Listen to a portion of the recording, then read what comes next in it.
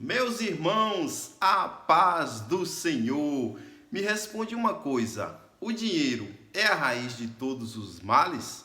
E outra coisa, se alguém disser que Deus não existe, o que responder?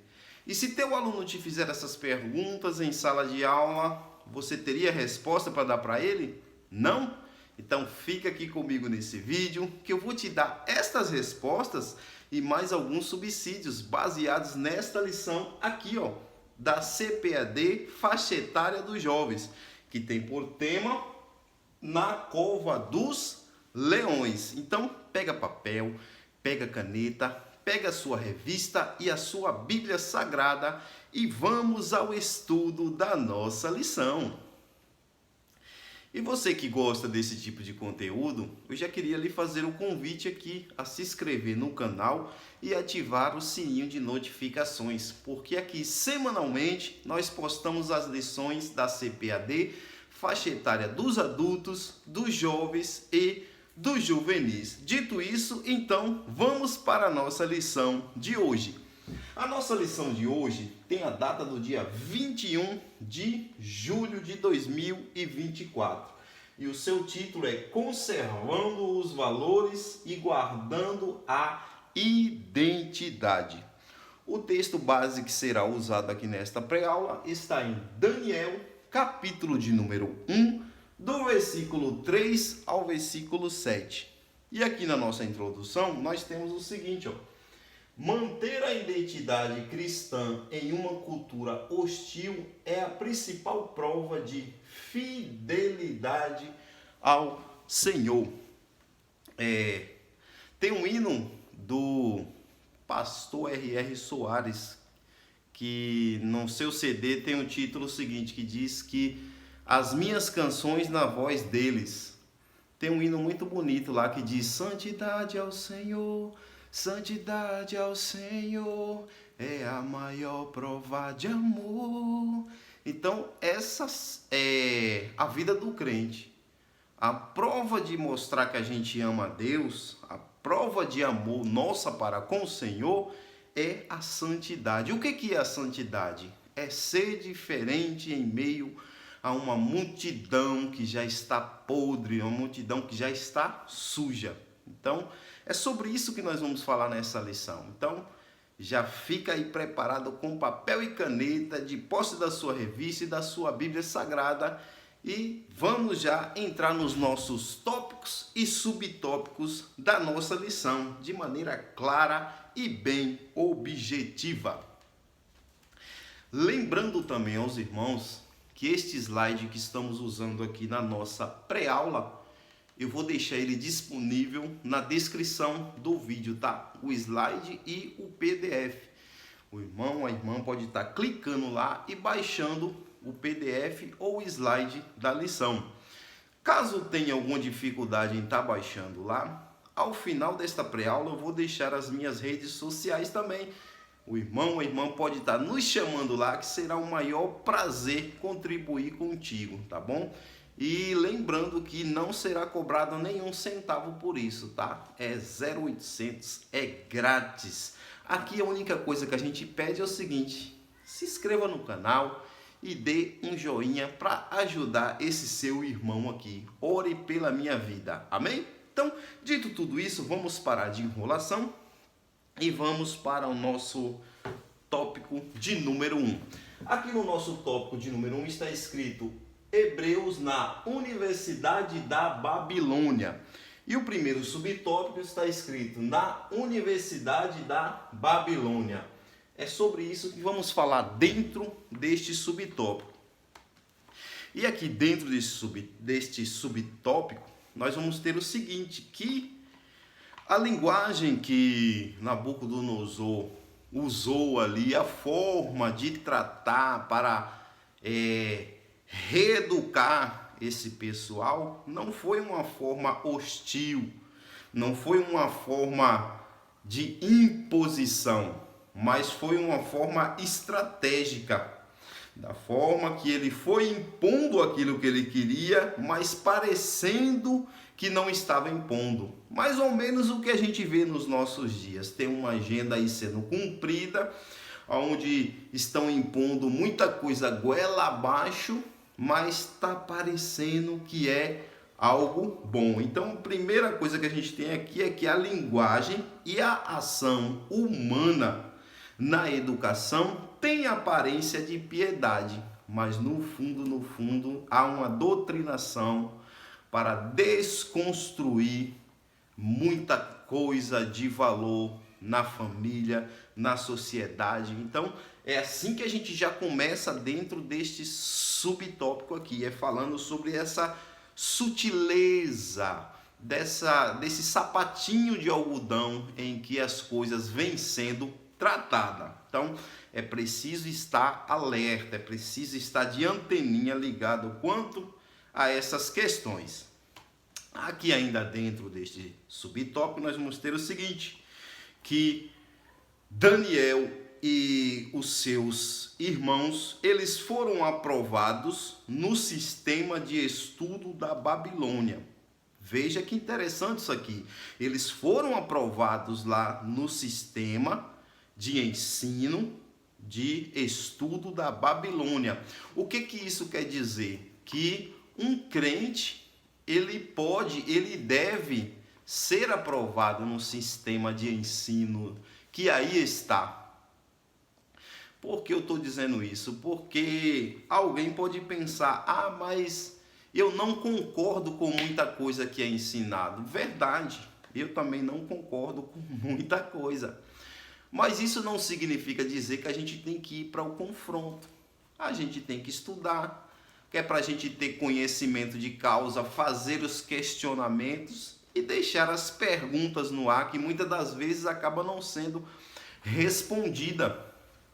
Por exemplo, a gente tem aí no nosso ensino a teoria da evolução e tem também a teoria do criacionismo, do design inteligente. E aí fica a discussão das teorias. E por que eu estou sempre enfatizando em falar teoria aqui? Porque teoria não é algo que foi comprovado, é algo que supõe-se que seja dessa maneira, mas não tem como provar que é daquela maneira. Então, o que é a questão aqui? Quando a gente estiver estudando, a gente sempre lembrar dessa palavra teoria. Então vai dar tudo certo no final e a gente vai tirar boas notas, a gente vai ser aprovado. Está aqui a prova dos meninos. Os meninos estudaram no sistema babilônico e foram aprovados porque eles sabiam a resposta para dar. Então a gente discorre nessa lição, a gente vai conseguir achar muita resposta e muitas perguntas que não dão a resposta para nós também. Então fica aí, tá? Tem muita resposta para trazer aqui e muita pergunta também, amém? Outra coisa interessante que a gente pode pontuar aqui nesse primeiro subtópico é o seguinte, que depois de serem aprovados, eles foram para a faculdade da Babilônia. Veja que primeiro eles passam ali no estudo, no cursinho, no vestibular, e depois eles foram para a faculdade. E por que eu estou trazendo isso aqui à luz? Porque é uma máxima hoje de dizer que a faculdade tem desviado os jovens. E isso não é, vamos dizer assim, bem verdade. Por quê? Porque um jovem, quando ele vem desviar na faculdade, é porque antes já vinha acontecendo alguma coisa, alguém negligenciou na sua educação, tanto secular como a espiritual, que é a mais importante aqui que estamos falando, em termos de jovem desviar na faculdade. O jovem não desvia na faculdade, tem um estudo comprovado. Eu não lembro agora do grupo que fizeram esse estudo, um estudo nos Estados Unidos, que a deturpação, a doutrinação começa na criança. Você já percebeu que no nosso país também já está havendo uma doutrinação há muito tempo lá na base, nas crianças? Então, quando chega na faculdade, não desviou na faculdade, é porque de berço já começou a se fazer uma doutrinação.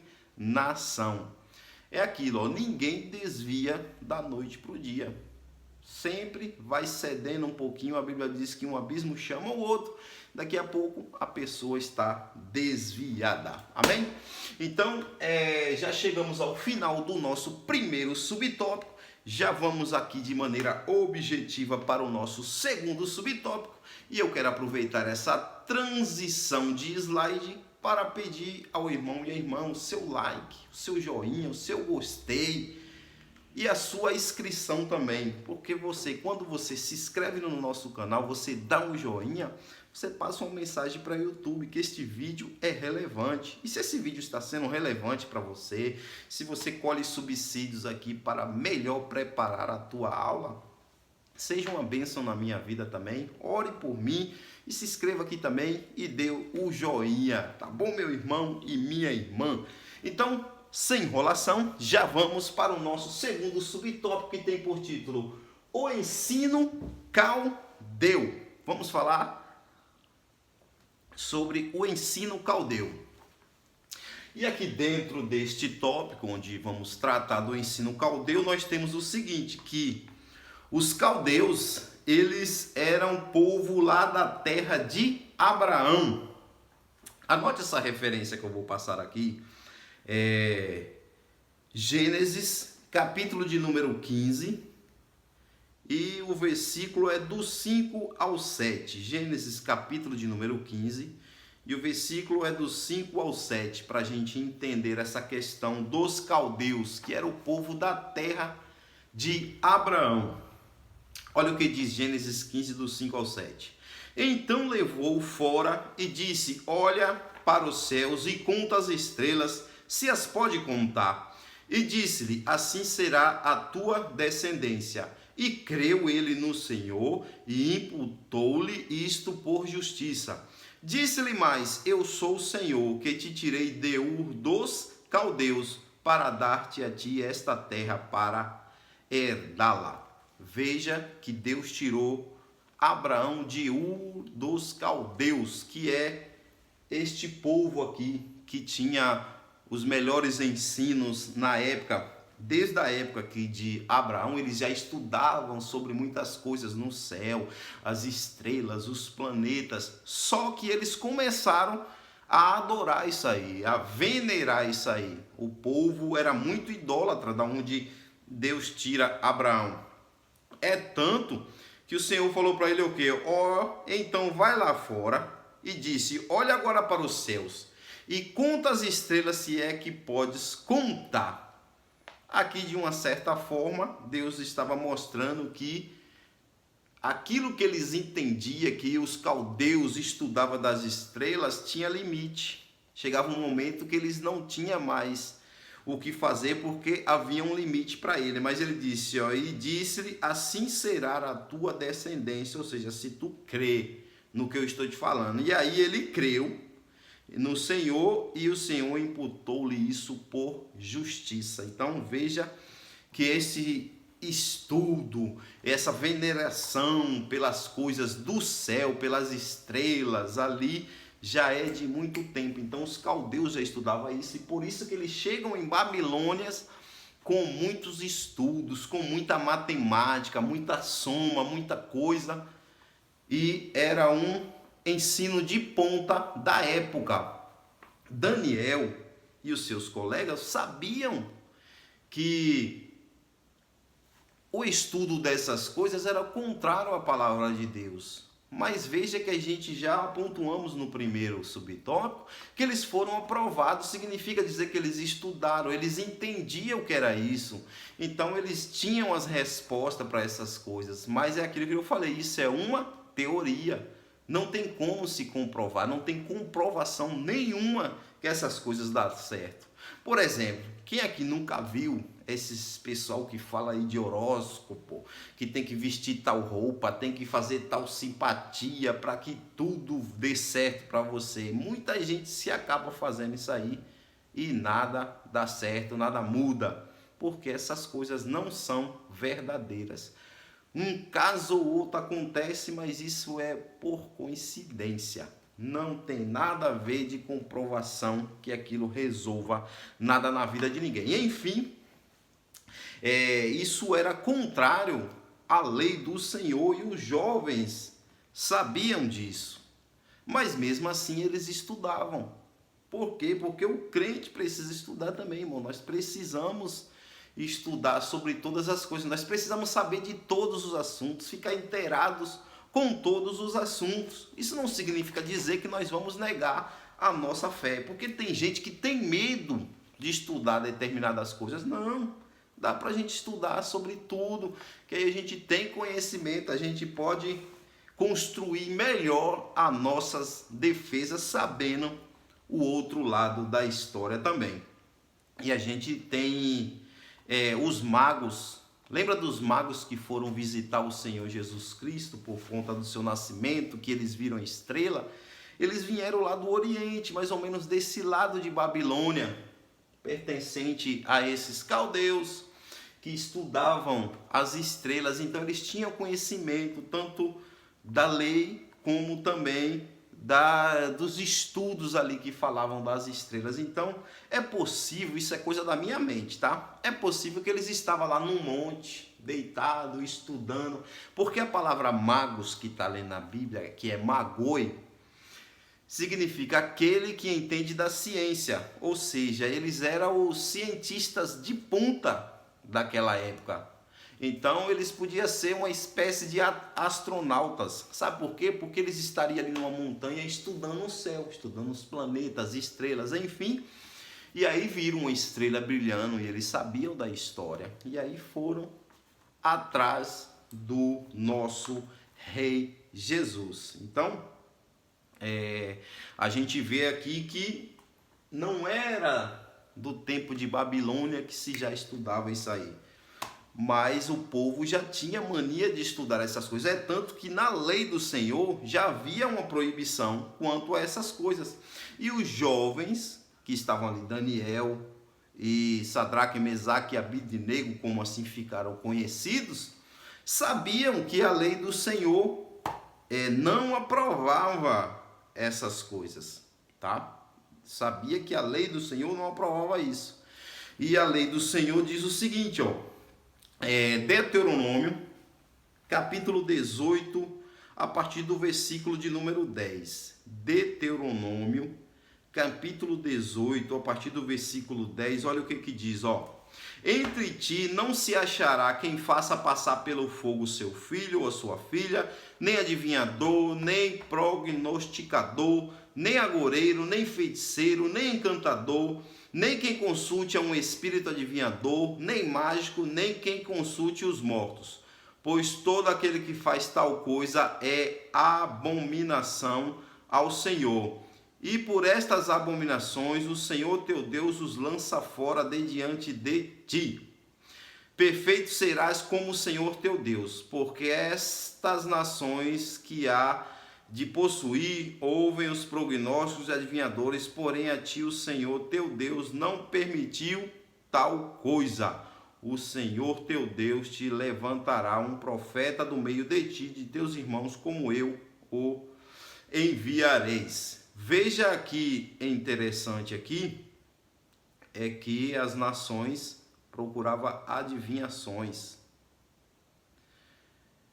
Glória a Jesus. Então não era para consultar nada disso, não era para adorar o que se via nos céus. Veja mais uma referência no capítulo 4, no capítulo 4 de Deuteronômio, e o versículo é o versículo de número 19, capítulo 4, versículo 19 de Deuteronômio. Olha aqui que diz também, ó, que não levante os teus olhos aos céus e veja o sol e a lua e as estrelas, todo o exército dos céus, e sejam impelidos a que te inclines perante eles, e sirva aqueles que o Senhor teu Deus repartiu a todos os povos debaixo de todos os céus. Veja aqui que nós lemos duas referências, uma que fala de feiticeiro, agoureiro, enfim, essas coisas, e havia muito estudo desses negócios de feitiçaria, de agoreiro, essas coisas em Babilônia, como havia essa adoração, as coisas que havia no céu. Mas veja que os jovens estudavam sobre essas coisas e isso não contaminou eles. Qual é o entendimento que a gente tem que ter aqui? A gente tem que estudar, a gente tem que saber dessas coisas mesmo. Mas isso não pode mudar a nossa fé. Muito pelo contrário, a gente tem que usar a nossa fé para ir de encontro a isso aí. Agora, no confronto sem entendimento, não, tendo entendimento. Por isso que é preciso estudar para se ter um entendimento de cada uma das coisas. Enfim, o que a gente vai ter aqui, ó? Para que serve mesmo as estrelas no céu, os planetas, o sol e a lua? A Bíblia nos responde, a gente tem a resposta na Bíblia para essas coisas. Por exemplo, primeiro ponto, para que serve as estrelas? Elas servem para proclamar a glória de Deus. Isso é para que as estrelas servem. Observe nos Salmos de número 8, Salmo de número 8, e o versículo é o versículo de número 3. Salmo 8, versículo 3 diz, ó: quando vejo os céus, obra dos teus dedos, a lua e as estrelas que preparastes. Oh, glória a Deus. Então, veja que o salmista está dizendo que tudo isso é obra de Deus, obra do dedo de Deus, e foi feito para a sua glória. Observe no Salmo, ainda dentro do livro do Salmo, no capítulo 19, e o versículo é o de número 1, que diz o seguinte, ó: os céus declaram a glória de Deus, e o firmamento anuncia as obras das suas mãos. Ainda dentro do Salmo, para a gente fechar aqui, o Salmo 147, e o versículo é o de número 4, diz o seguinte, ó: conta o número das estrelas, chama-as todas pelos seus nomes. Glória a Deus. Abraão não podia contar as estrelas dos céus, mas o nosso Deus, ele conta. E segundo a ciência moderna, existe sextilhões de estrelas. E você imagina aí, o nosso Deus sabe o nome de cada uma e chama uma por uma. Que Deus tremendo e maravilhoso é esse nosso Deus.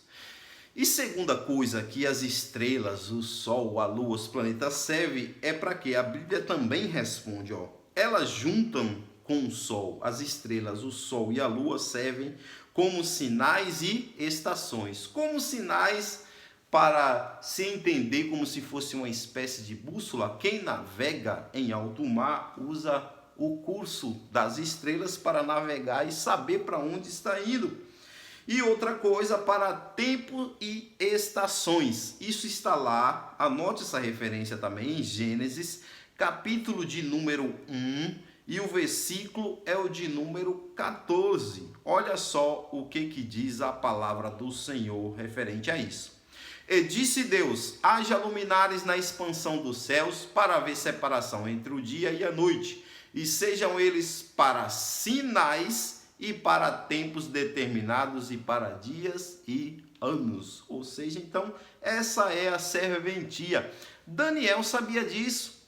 Daniel, muito provavelmente, colocou isso na mesa para o povo que estava estudando lá na Babilônia. E ele sobressaiu a eles. Veja que interessante isso aqui, ó.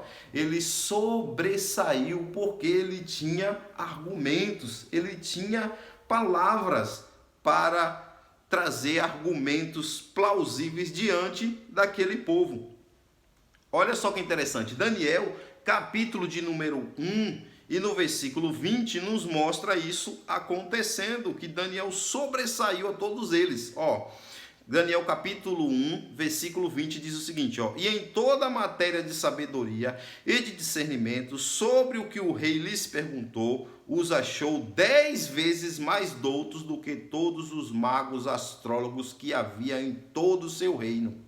Veja que Daniel, ele não comprometeu a sua fé, ele não desviou, e ele sempre tinha uma resposta para tudo que lhe questionava. Então, Daniel é um grande exemplo para hoje, para os nossos jovens hoje que estão estudando, tá? Então, fica aqui o aprendizado neste segundo subtópico e de maneira bem objetiva, nós já vamos adiantar para o nosso terceiro subtópico.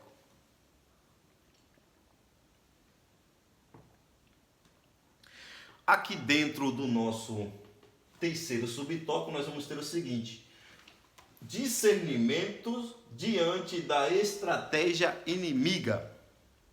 Vamos falar agora do discernimento do jovem que serve a Deus, mesmo estando num lugar hostil. É preciso ter discernimento do que está acontecendo ao seu redor. Aquilo que eu falei no início, a doutrinação que vem acontecendo, aquela linguagem que parece ser piedosa, mas no fundo tem alguma coisa por detrás disso aí, entendeu? Então, vamos ver o que nós temos aqui dentro do nosso terceiro subtópico. Aqui nós vamos ter o seguinte, ó, que Nabucodonosor usa a filosofia, a educação e as falsas religiões para cegar aqueles que estavam estudando em Babilônia. Então, ele estava usando esses três parâmetros para cegar, para tirar todo o entendimento, para fazer uma lavagem cerebral. Mas aquele que já está convicto da sua fé pode inventar o que for, ele não vai ceder. Mas a Bíblia diz que é função do Deus desse século cegar o entendimento. 2 Coríntios, capítulo de número 4 e versículo de número 4 também, a Bíblia nos diz isso aí, ó. 2 Coríntios, capítulo de número 4 e versículo de número 4. Fala que o Deus desse século cega o entendimento com essas filosofias, com essas coisas no meio da educação, enfim. Olha o que diz a palavra, ó. Nos quais os Deus deste século cegou os entendimentos dos incrédulos, para que lhes não resplandeça a luz do evangelho da glória de Cristo, que é a imagem de Deus. Então é função do inimigo, ele vai usar pessoas para tentar cegar o entendimento, para desconstruir tudo que a pessoa aprendeu sobre o nosso Deus. Mas aquele crente que já está maduro, que já está firmado, ele não vai ceder, eles têm a sua mente blindada. E aqui dentro ainda nós vamos ter o seguinte, ó, a palavra de Deus é o que nos guia para ter discernimento. Você sabia disso? Que é a palavra de Deus que nos guia para a gente poder ter o discernimento do que está acontecendo ao nosso redor.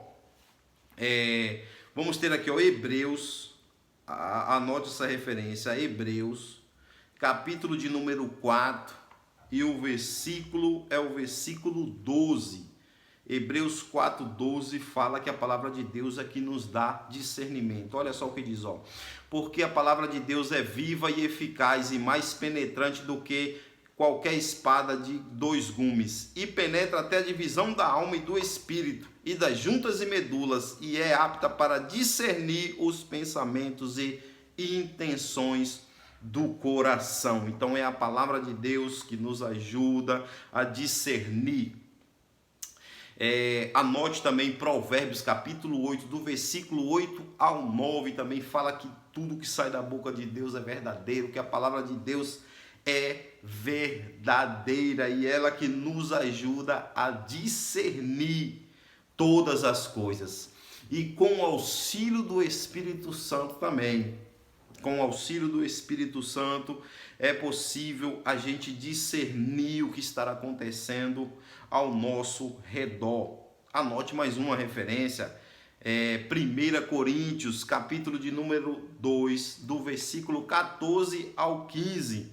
Olha só o que a palavra de Deus nos diz. Ora, o homem natural não compreende as coisas do Espírito de Deus, porque lhe parece loucura, e não pode entendê-las, porque elas se discernem espiritualmente. Verso 15.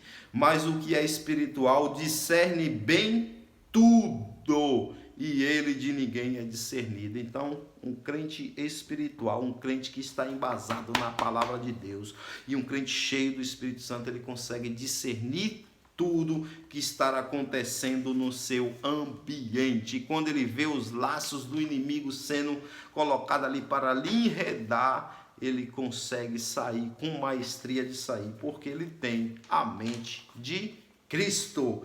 Amém, meus irmãos? Então chegamos ao final do nosso terceiro subtópico. E aqui mais uma vez eu queria pontuar sobre o slide, tá? Que vai estar aí na descrição do vídeo. Aproveitar a transição aqui, ó, de um slide para o outro e tá pontuando para os irmãos o seguinte, ó, que de repente você pode não ter um projetor aí na sua igreja para estar usando o slide, mas você pode fazer que nem eu estou fazendo aqui, ó, usando uma televisão. Ah, mas não tem como uma televisão. Leve um notebook. Não tem um notebook. Então vou te contar o testemunho de uma irmã que ela, eu sempre falo isso nas videoaulas, que eu achei isso sensacional, e é muito sensacional. Ela imprime os slides em PDF, e aí ela tem um quadro que ela leva para a sua EBD e ela vai colando os slides e discutindo em aula ali com os alunos. Eu achei isso sensacional, muito criativo. Então, fica aí a dica. Mas o slide vai estar aí na descrição do vídeo, tá bom? E sem esquecer, ore por mim, se inscreva e dá o joinha. Enfim, aqui nós vamos ter o seguinte, ó, o segundo tópico, da relativização de valores à desconstrução de identidades. A relativização da verdade. O que nós temos aqui dentro do nosso segundo tópico, no nosso primeiro subtópico? Aqui nós vamos ter o seguinte, ó, que as problemáticas da relativização, do relativismo. Vamos ter aqui as problemáticas, que são elas três. Tem muitas e muitas, mas assim as três que eu entendo que é as principais, que causam muito distúrbio, muita problemática, muita coisa errada acontece por conta do relativismo. Vamos a esses pontos. Ó. O primeiro ponto é a negação de uma verdade absoluta. Isso está dentro do relativismo, que diz, ó, não existe uma verdade absoluta. E isso é algo, é uma autocontradição. Por quê?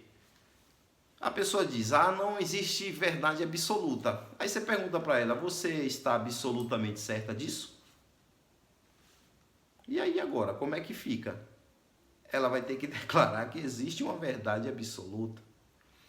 Ou então ela vai ter que dizer, não, não estou certa disso. Então, acaba se tornando uma loucura, algo impensável. Que a pessoa na sua fala já está se contradizendo. Quer dizer que não existe uma verdade absoluta baseada em quê? Ah, baseado em tal filosofia. Então, aquela filosofia é a verdade absoluta? Ah, não. Então, é contraditório. Então, já fica aí a primeira problemática de uma pergunta que, na maioria das vezes, não tem resposta. A pessoa vem impor que não existe uma verdade absoluta. Sim, mas você está absolutamente certa disso aí? Aí fica aquela... Que nem tem uns memes aí que fica um grilinho cantando, né? Cri, cri, cri, cri, porque não tem a resposta para isso. É a primeira problemática. Isso aqui é raso. Isso aqui não chega nem perto do que a gente vai trazer aqui ainda das problemáticas do relativismo. A segunda problemática é o quê? É o nosso conhecimento limitado e finito não nos permite fazer uma afirmação de algo negativo como se fosse verdade absoluta. Porque para a gente afirmar uma coisa negativa, que uma coisa dizer assim, ó, isso não é bom, a gente precisa ter conhecimento de causa, ou então ter um estudo que comprove verdadeiramente aquilo ali. Ou a gente tem conhecimento de causa, é provado empiricamente, tem um estudo ali que comprova, aí tudo bem. Podemos dizer que aquilo é negativo absolutamente. Mas algo que eu não tenho conhecimento, não se tem como provar empiricamente, não tem nenhum estudo definido dizendo, ó, é desse jeito. Não. Supõe-se que seja assim. Então, se supõe-se é teoria, então não é verdade absoluta. É algo que pode ser mudado. O que era verdade agora pode não ser amanhã, pode ser diferente. Então, não na nossa limitação, tá? Dentro da nossa limitação e do nosso finito pensamento, não podemos trazer algo negativo como absoluto. Quer ver um exemplo que é o mais simples e que é um beira a loucura também? Que é quando alguém diz assim, não existe Deus. E aqui já vem a primeira resposta do que fizemos lá no início. Quando alguém diz, não existe Deus, o que responder? Então, vamos lá. A pessoa que faz tal afirmação, ela não tem conhecimento concreto das coisas. Ela não sabe como se iniciou e como vai terminar as coisas. Então, nosso pensamento é finito. Ela precisava ter o conhecimento absoluto do início ao fim das eras. E ninguém tem esse conhecimento. Tudo que se tem aí são teorias, são suposições. Então não posso dizer que isso é absoluto. Baseado em que a pessoa, não existe. Aí tudo bem, aí você vai e faz umas perguntinhas básicas para esse povo que diz que não existe. Por exemplo, por que tem o pai da filosofia lá, que eu até esqueci o nome agora, Jesus. Mas tem um pai da filosofia que ele diz que a gente só pode pensar numa coisa se ela já existiu ou então vai existir no futuro. E aí a pergunta é o seguinte, por que a gente pensa em eternidade? Por que a gente pensa em perfeição e organização? Essas três perguntinhas básicas. Porque, segundo a evolução, no passado não houve nem perfeição, não sabe nada sobre a eternidade e não era nada organizado. Muito pelo contrário, é tudo desorganizado. E aí, vamos tentar colocar para o futuro. Um dia no futuro as coisas vão ser perfeitas? Pelo jeito que a gente está vendo as coisas andar, não. Porque volta e meia você vê notícia aí de aquecimento, de buraco na camada do ozônio. Você vê que o planeta está cada vez mais se deteriorando, então não vai chegar à perfeição.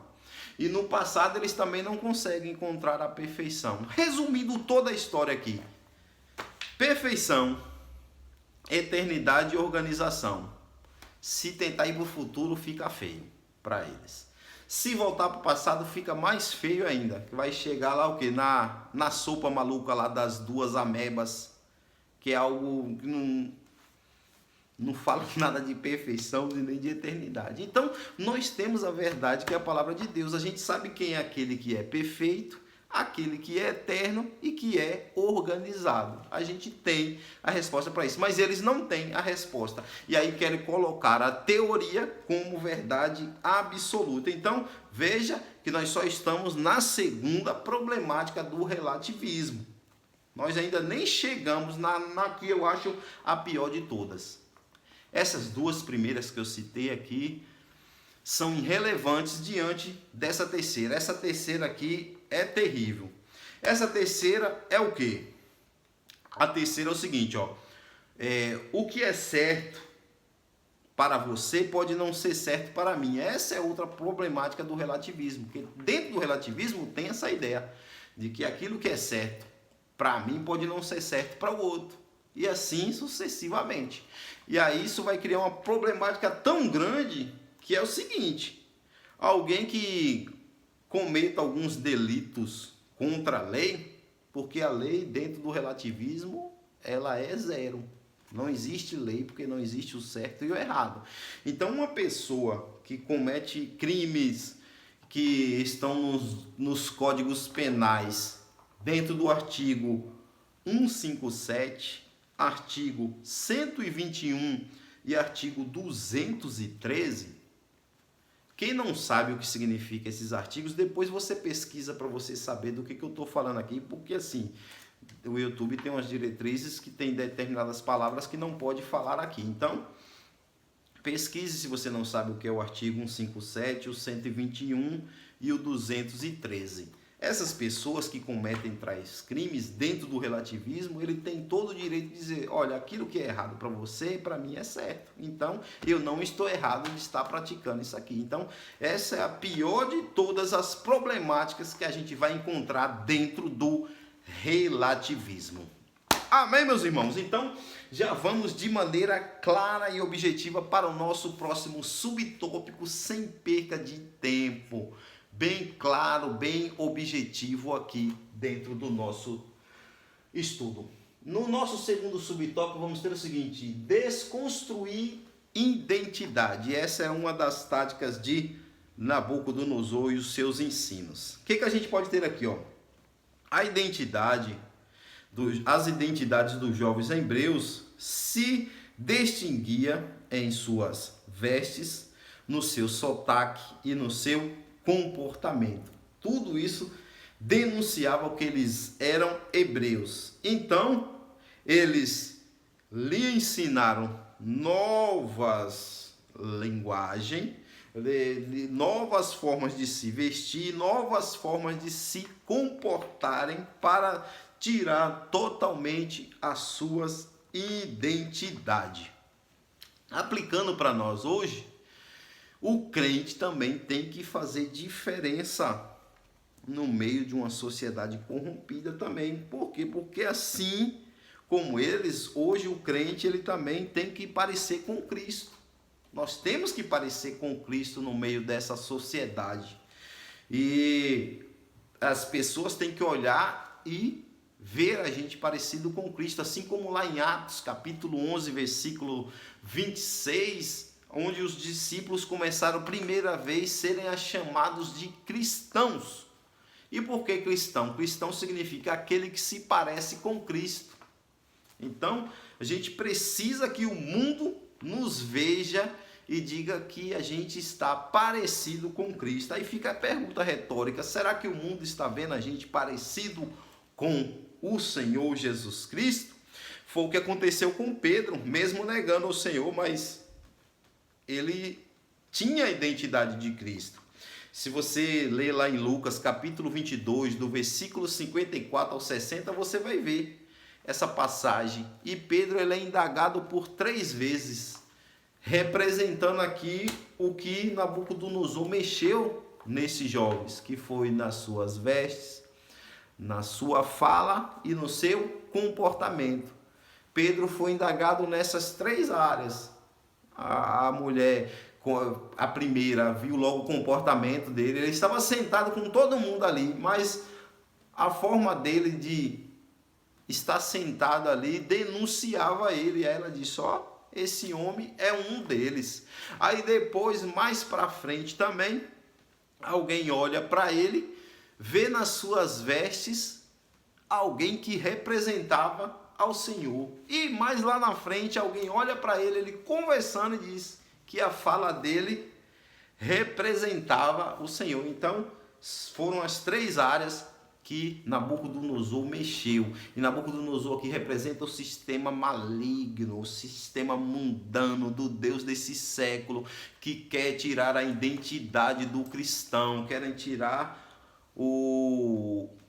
a identidade de Cristo do cristão. Então, sorrateiramente colocando esses costumes, essas coisas, mas que Deus nos dê graça que a gente venha fazer a diferença no meio de uma geração corrompida. Amém, queridos? Então, aqui já chegamos ao final do nosso segundo subtópico. Já vamos para o nosso terceiro subtópico.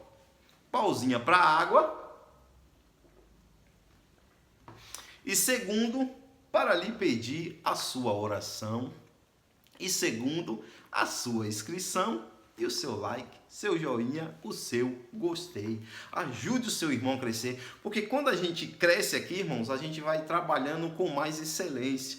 A gente vai melhorando, a gente vai fazendo cada vez com excelência para melhor lhe atender. Então, se você está aqui até agora e esta aula tem lhe abençoado, você tem colhido muita informação relevante aqui, nos ajude também, se inscreva e dê um joinha aí, tá bom? Então, vamos em frente para o nosso terceiro subtópico, que diz o seguinte: novos nomes e a mesma identidade.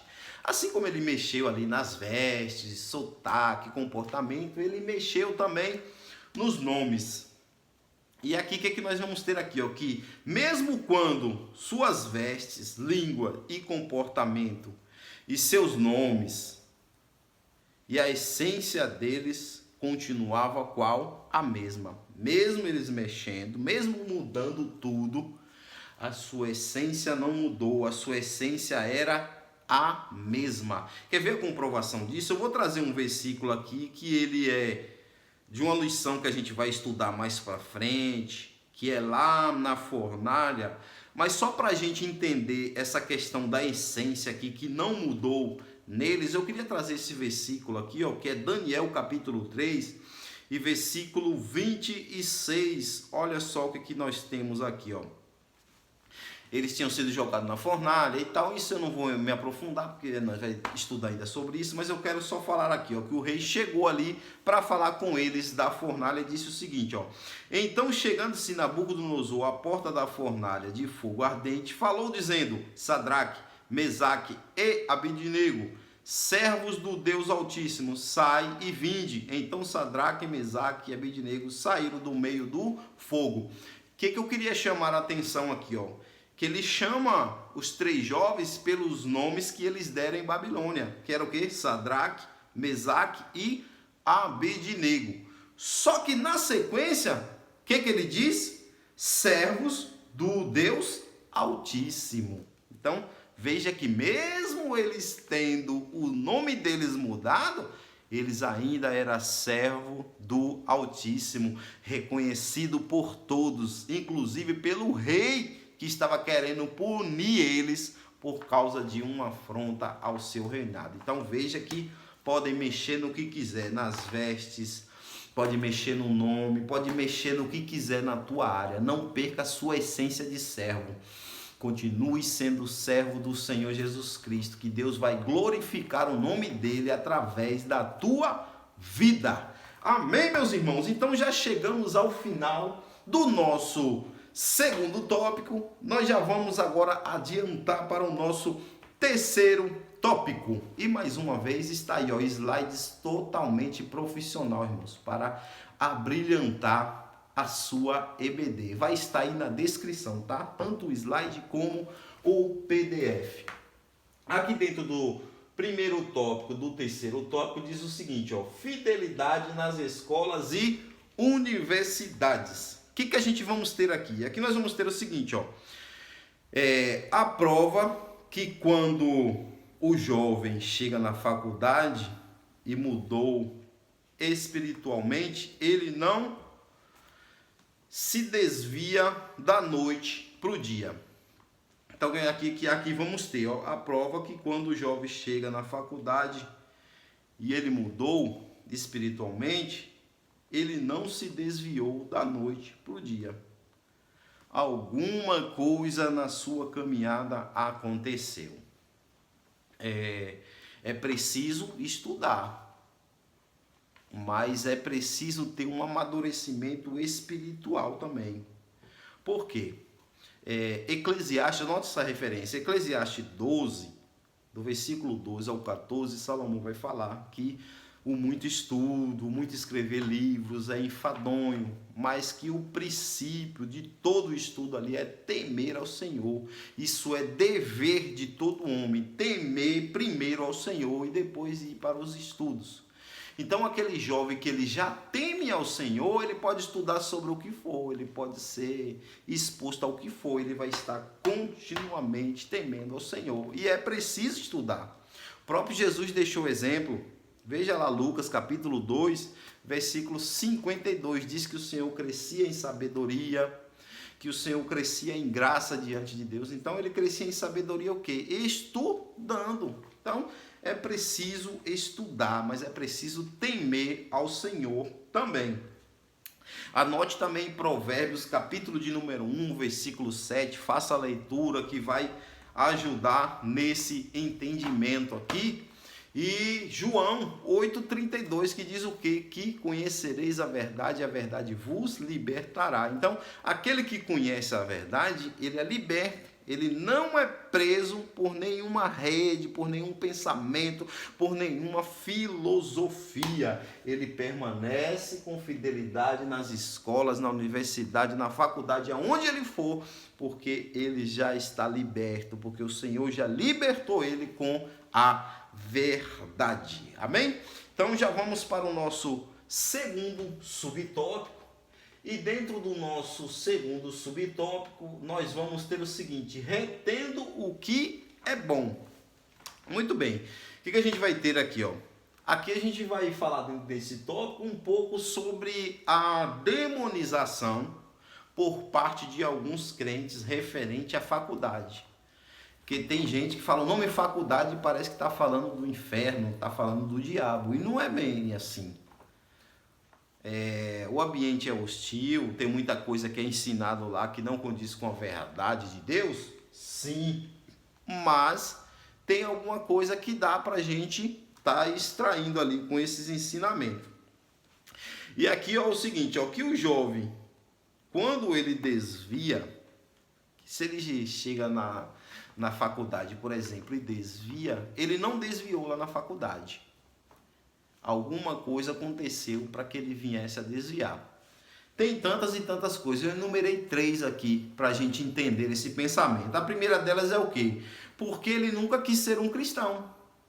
Ele é filho de crente, mas ele decidiu que ele nunca quis ser um cristão. Ele só estava na igreja porque os seus pais lhe obrigavam. Então, ele não era um cristão genuíno e verdadeiro. Ele só estava ali por obrigação. Esse é o primeiro ponto. O segundo ponto é quando os pais apresentou também um Deus que só obriga o crente, que só cobra, um Deus que só quer punir. Um Deus que é só justiça. Já começa pela criancinha pequena.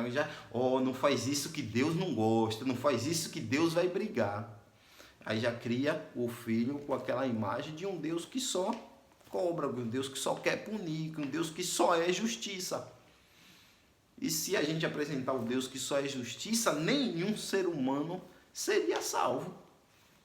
Se Deus fosse só justiça, nenhum de nós seríamos salvos.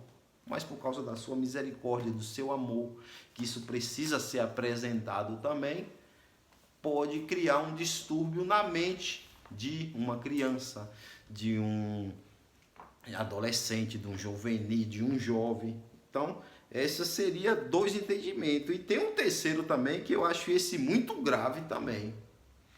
Que é o quê? O entendimento que ele foi criado em um lar, em que se frequenta a igreja, mas em casa, meu irmão, a pessoa vai para a igreja, adora, dá glória, sabe? Mas quando chega em casa, é falando mal do culto, falando mal dos irmãos, falando do defeito de todo mundo, falando mal das lideranças.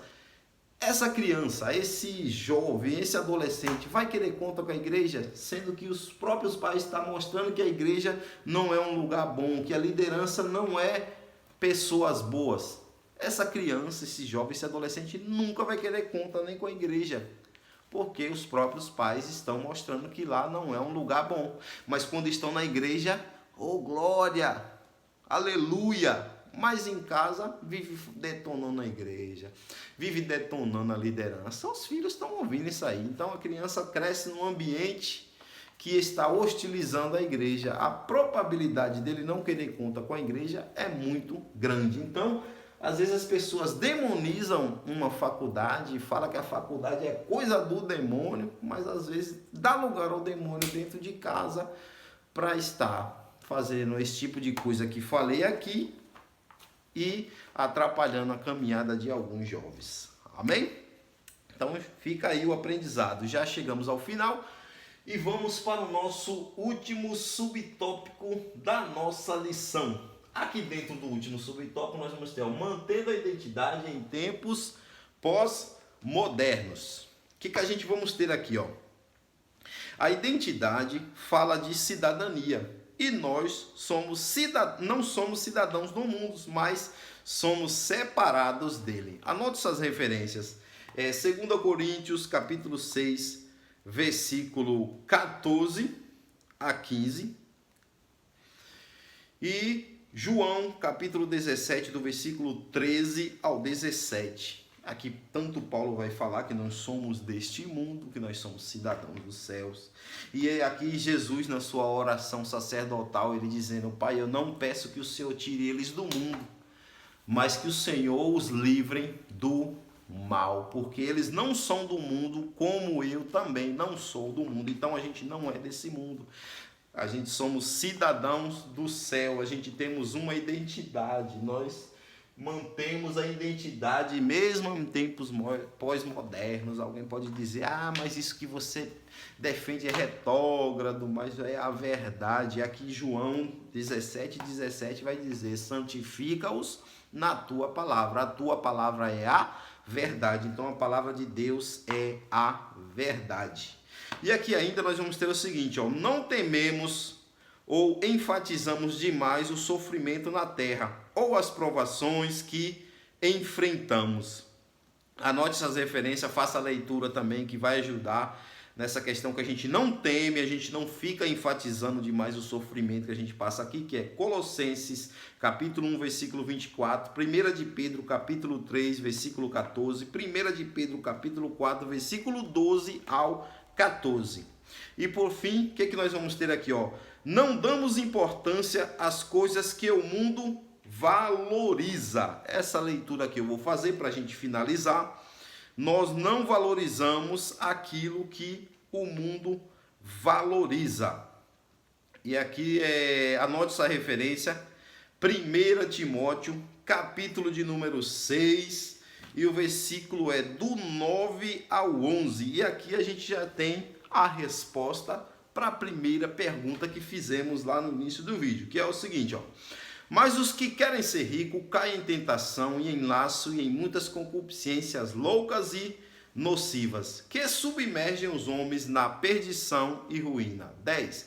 Porque o amor ao dinheiro é a raiz de toda espécie de males, e nessa cobiça alguns se desviaram da fé e se transpassaram a si mesmo com muitas dores. Mas tu, ó homem de Deus, foge destas coisas e segue a justiça, a piedade, a fé, o amor, a paciência e a mansidão.